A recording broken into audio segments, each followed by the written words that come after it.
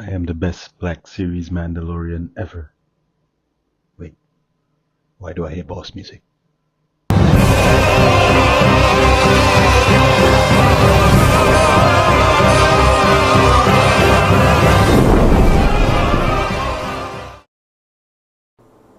Alright, welcome back, guys. Today we're taking a look at the Star Wars Black Series Glavis Ringworld Mando. This is from Boba Fett. That Glavis Ringworld is pretty much the sort of space station sort of place where his coven were hiding out and where he was training with the Darksaber with the armor. So let's take a closer look at this packaging and then we'll unbox it. So as you can see, packaging is pretty much what we've come to expect from Black Series. See Boba Fett down there. You have the nice artwork on the side there. Mando wielding the Darksaber as he should have been and not other characters. There's a little bio here. See if you can zoom in on it. After entrusting Luke Skywalker with Grogu's care, the Mandalorian, known to a few as Din Djarin, sets off to learn more about the origins of his people. Pretty cool. Same art on the side, on the back I mean, sorry. Nothing much on this side. And yeah, that's pretty much it. There's a nice little window cut out on top for light to shine in if you're one of those in-box collectors. So let's unbox this and see what we get inside. Alright, here's hoping I don't get any audio malfunctions this time. So once again we'll be cutting the tape on the bottom. I remember the last time I don't really collect much Black Series at all. I only have one other, which you'll soon see. So it pretty much slides out. This lifts off. You see the figure in there, not seeing any bands to cut off. So let's take off his accessories. Does have a piece of tape covering his knife.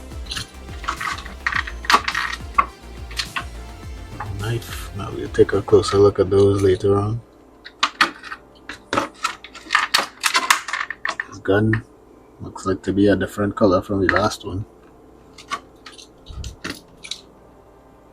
And Darksaber slides out. A nice shiny jetpack this time, as opposed to the flat gray colored one they gave us.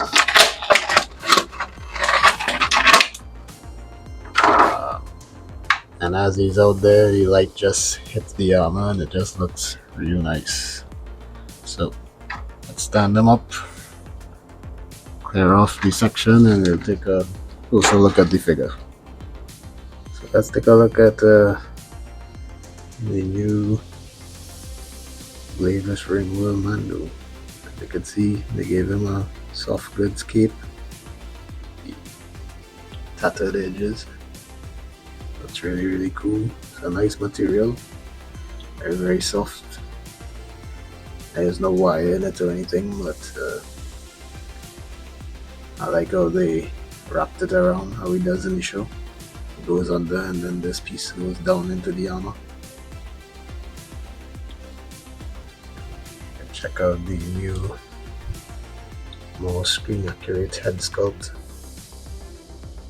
It's a better sized as well. The other one looked a bit too small.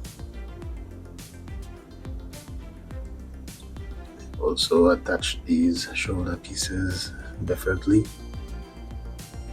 These go into the joint. So the only problem with those is when you raise the arm for any extended period of time, the pad does like to slowly move back into position. So depending on how long you've had it in that pose, it might take a while. You can see this side from a pose I had previously, it does not want to go back flush or onto the shoulder. You can see the modern emblem there. The belt is connected to the bandolier, is connected to the belt, which is connected to the sides, which is connected to the holster and the butt plate in the back. And this is also connected to the gray piece here, and all that moves as one. Torso is also now a soft rubbery vest sort of thing that goes all the way around. So it does move pretty decently, though not as well as one would hope.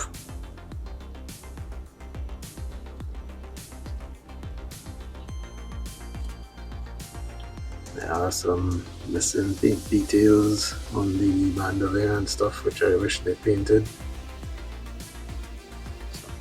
This is supposed to be silver. There's some bullets in the back here that they didn't paint. You know, those things go a long way to making the figure look nice.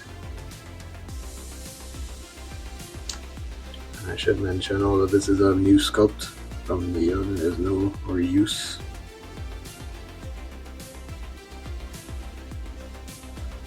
Side plate from season 2 and onward. This knee pad is also now a rubber piece that is kind of floating, so you can move it around depending on how you want to bend the knee.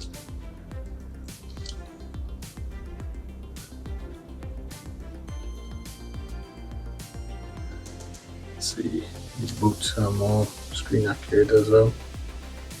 The pulse rifle bullets going almost all the way around. And should mention no pins on this figure, no pins at all, which is also very cool. Details on the boots. And I would say it looks really nice. Aesthetically, it certainly does look comparable to like an import or something, though not articulation wise, as we'll soon find out. So let's take a look at that articulation. So now we're going to run through the articulation quickly on this Mando. The head does look up quite decently. Does look down, also very decent. It does have side to side tilt, and of course swivel. The arms do go up a little bit more than horizontal.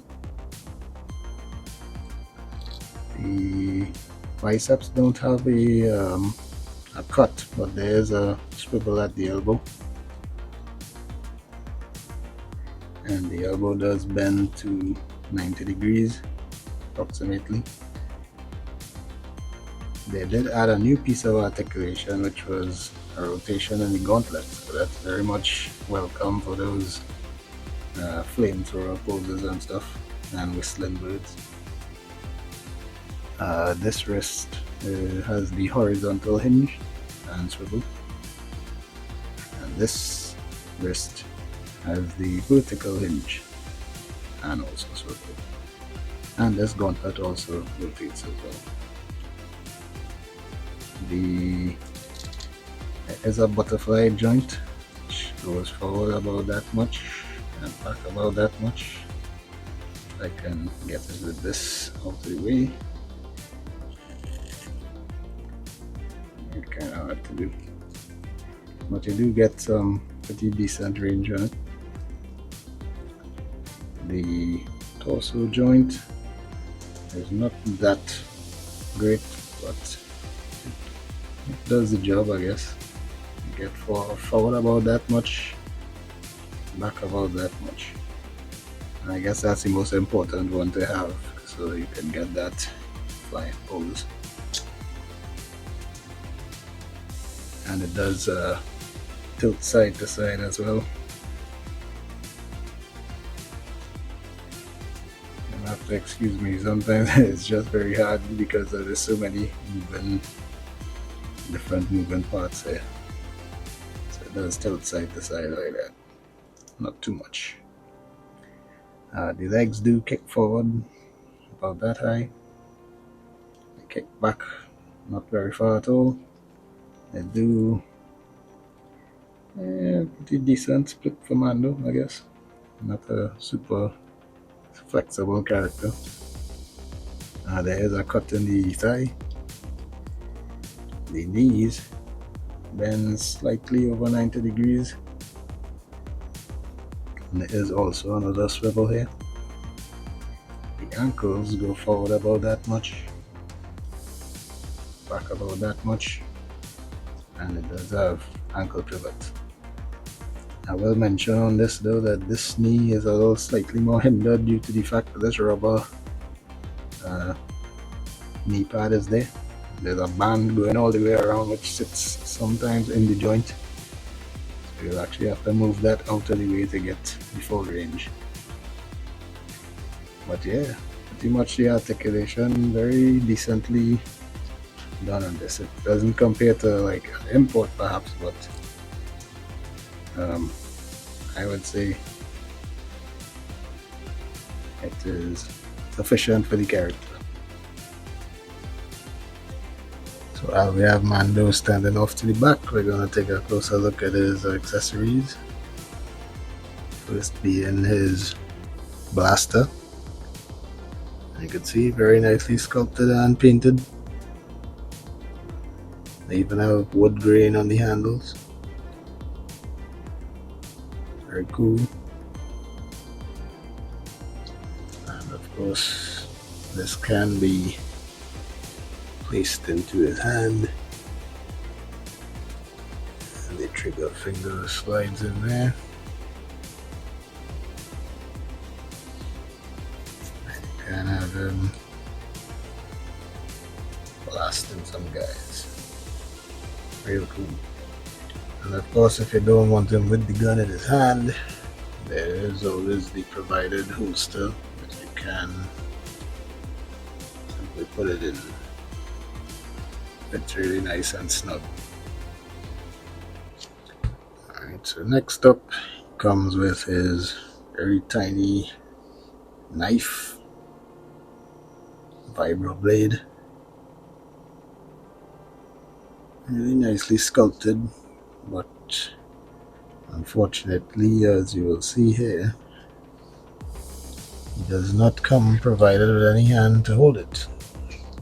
Strangely enough, he can fit the knife very loosely in either of his hands.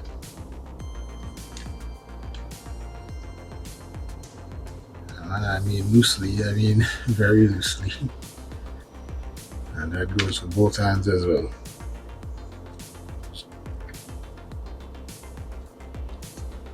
This one's probably even worse. So, not the best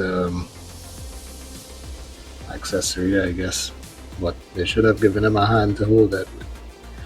But he does come with storage for the knife, which is right there in that gap on the boot. So you just simply slide the knife down, and that's it. And it doesn't really affect the articulation or anything. So that's pretty cool. Oops. Next up, he does come with his dark saber. Very nicely sculpted once again. I believe there should be some paint apps on these parts right here. Such a small scale can be forgiven. Very nice. Does have a little loop on the end, and this does actually unplug. So you can take the dark saber and attach it to that little loop on the belt there, and that does just hang there. Shake it too violently and it will fall out, of course, but For standing displaying on a shelf, it should be just fine. And there was one thing I forgot to show, which is him holding the Darksaber, which can go in his trigger hand, which is a little better suited. It's not the most perfect fit, but it does stay in. On the next side, it's a little bit too loose because the hand is just too wide. So, better suited on this side. And of course, this side is the side that has the vertical hinge as well, so you can get those pointing the saber.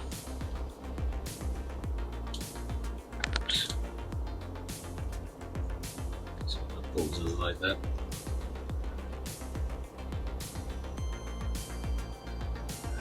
And then, lastly, it does come with his jetpack, which is painted nicely to match his armor.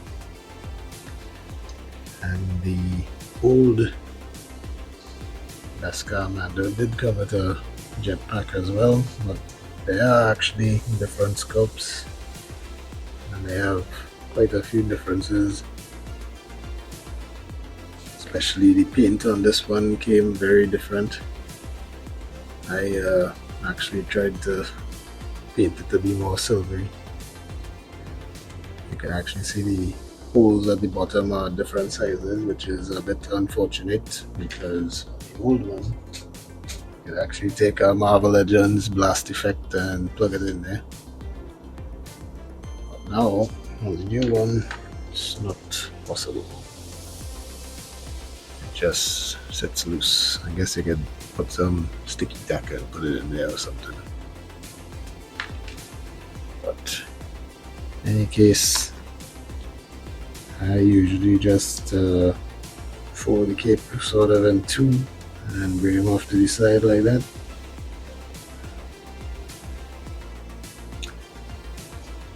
And then you can plug in the jetpack in like that, and just try to tuck in the excess. Just probably fold it like that and tuck him in there. And that's how he looks with the jetpack on. Really nice. Really screen accurate as far as I can remember. And there goes the Darksaber. For height, Mando does stand approximately 6 inches tall. Maybe a little bit taller. So it looks next to Jada Toys Chester Cheetah, NECA Mirage Raphael, Bootleg 1000 Toys Master Chief, Jada Toys Ryu, Jada Toys Fireman, the older version of Black Series Beskar Mando, and the Marvel Legends Ant-Man. So in closing, I do think this figure is definitely a step up from the last Beskar Mando that they gave us. The updated armor pieces, definite must for those who are trying to keep up with the look of Mando throughout the series. I don't recall these being blue in the series, but I guess I might have to watch those again and see. All in all, a really nice figure, and I think it's well worth the upgrade. I got this off of Big Bad Toy Store. I believe the price was like $26 around there. So all in all, I would say definitely worth the upgrade. It does look very nice. It's almost, I would say, almost to the level of imports. The articulation not so much, but it still is sufficient enough for the character. The soft goods cape as well. Like I mentioned in my Now we were taking a closer look. There are some unpainted pieces which I wish they did paint.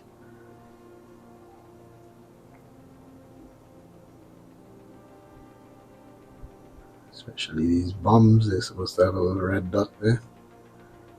Even supposed to have a little red dot here. But, you know, sometimes that's just how it goes. I might have to see what I can do to paint those pieces. Just wanted to add, if there's anyone who has the older Beskar Mando and were wondering if they wanted to upgrade, I can always do a comparison video. But let me know in the comments if you do want to see something like that. And till next time, you'll take care.